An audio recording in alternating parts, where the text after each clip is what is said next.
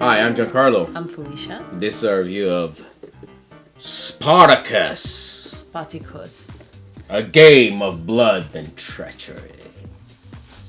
And No, it's good. Giving like death.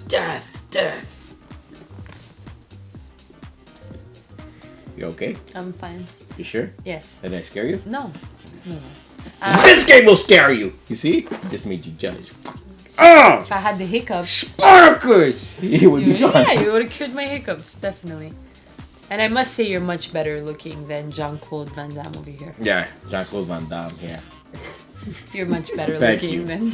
Yeah, I'm in better shape than he is too. I agree. Jean-Claude playing Spartacus. Spartacus. Like, seriously. Some idiot's gonna write, that's not the club of God.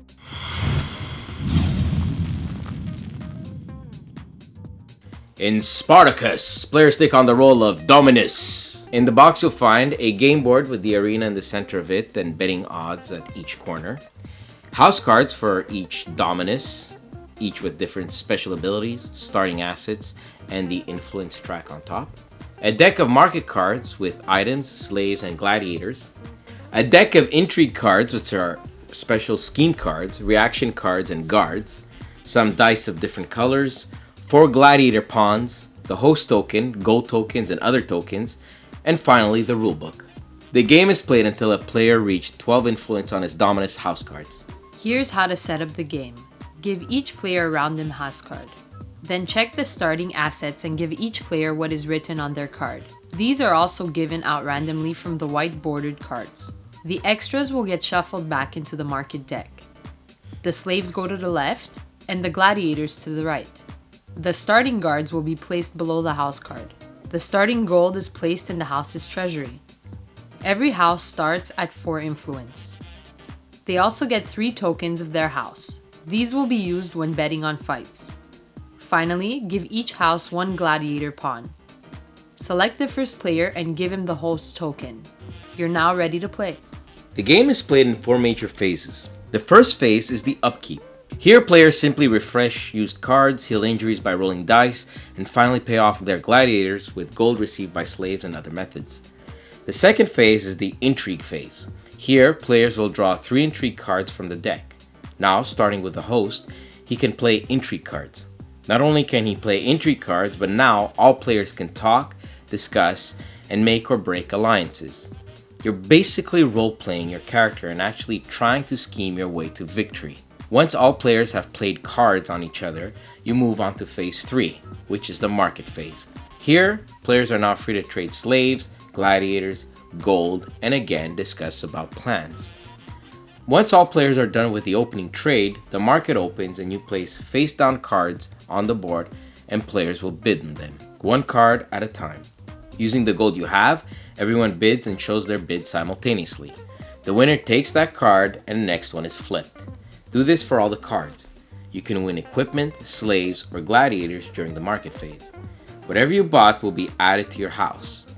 Now, to finish off the market, players now bid on getting the host token, which will make them first player and also host of the games.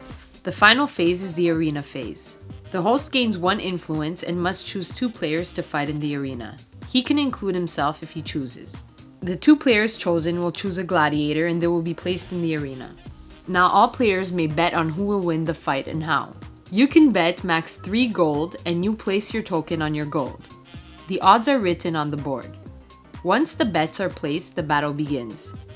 Here's how the fighting works. Each gladiator has attributes to move, attack, and defend. Some gladiators will have equipment which can help during a fight. So gladiators will take turns moving and attacking. To attack, be adjacent to your opponent and roll your attack. The defender will roll his defense. For each die above a defense die, he takes a wound. Wounds are your dice pool, so you choose which die to lose from your pool of dice for that gladiator. As you both fight, you're both getting weaker and slower. Once the fight is resolved, players take their winnings. The winning gladiator gets a token on him and the house also gains influence.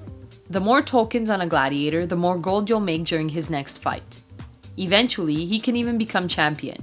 If your gladiator suffered wounds but the host let him live, he's injured. If he dies during the fight, discard him but keep his equipment. A new round now begins with the 4 phases being played again and again until someone gets 12 influence. That player wins the game and is ruler of the arena. We did not go into the minor details of this game, but you get the idea. It's like being in the show. They took every aspect of the show, except the orgies, unfortunately, and made a fun game. At first, we thought it was just another franchise game with simple rules just to milk the cow. Even going into this game, we all had a bad vibe, like the game will not live up to the show. Man, were we wrong. This game has it all.